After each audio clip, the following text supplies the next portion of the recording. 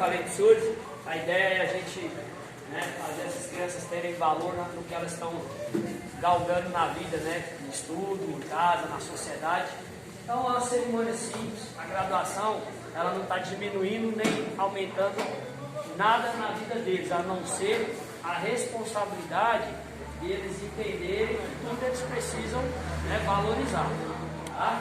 Então assim, eu tenho uma coisa, conto com a ajuda dos senhores. Obedeceu em casa, na escola, com o irmão, aquela coisa que a gente sabe que precisa na vida deles. E avisa que eu tiro a faixa. Tá? Vocês estão entendendo? Na frente do pai, se desobedecer, tirar nota ruim na escola, teimar com o pai e com a mãe, brigar na rua, em casa, perde a faixa, combinado? Então agora vocês vão escolher um padrinho para vir entregar a faixa para vocês. Tá bom?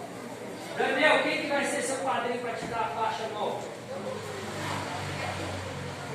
Já vai pensando vocês aí para ver quem você vai escolher.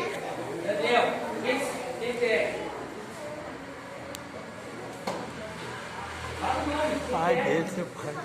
Ah, o seu pai. Ali. Mamãe. Seu Daniel, papai. Aí eles vão entrar aqui e vai ficar na frente aqui, tá? Mamãe. Ele escolheu você, pô.